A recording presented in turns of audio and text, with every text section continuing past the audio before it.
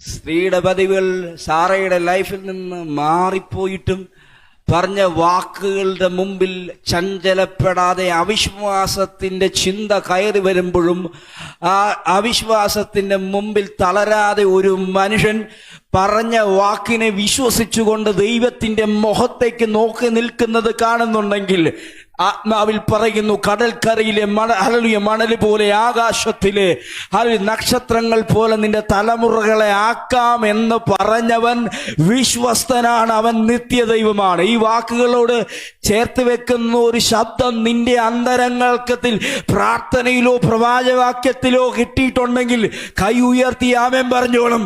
ഭൂമിയിൽ ഒരു മനുഷ്യനും നിന്റെ കൂടെ നിന്നില്ലെങ്കിലും കൂടെ നിൽക്കുന്ന ഒരു നിയോഗത്തിന്റെ ദൈവമുണ്ട്. അവൻ നിയോഗങ്ങളുടെ ദൈവമാണ്. നിയോഗം ഞാൻ 2-3 ആഴ്ചകൾക്ക് പിറകിൽ വെറുതെ പറഞ്ഞ് ഹല്ലേലൂയ. ഉറങ്ങിക്കടക്കുമ്പോഴും ഉറങ്ങാൻ കഴിയാതെ നിന്നെ കുത്തി എഴുന്നേൽപ്പിച്ച് പ്രാർത്ഥിക്കുന്ന ഒരു നിയോഗമാണ്. ഹല്ലേലൂയ.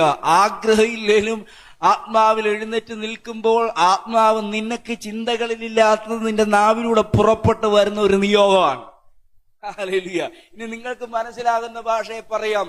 ആടുകളെ മേയിച്ചുകൊണ്ട് ഹല്ലേലൂയ സഞ്ചരിക്കുമ്പോൾ ആ ഡ്രൈനസ് ആയ മനസ്സുകൊണ്ട് നടക്കുമ്പോൾ കത്തുന്ന ഒരു മുൾപ്പടർപ്പ് ഹല്ലേലൂയ ആടുകളുടെ കണ്ണിൽ നിന്ന് മാറി ഹല്ലേലൂയ മോശയുടെ കണ്ണുകളിൽ ഉടക്കുന്നത് ഒരു നിയോഗമാണ്.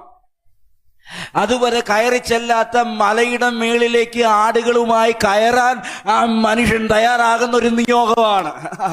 ചെരുപ്പഴിച്ച് കളഞ്ഞിട്ട് ഈ കാണുന്ന കാഴ്ച, ആ വലിയ കാഴ്ച കയറി കാണാനുള്ള മനുഷ്യന്റെ ആഗ്രഹം ഒരു നിയോഗമാണ്.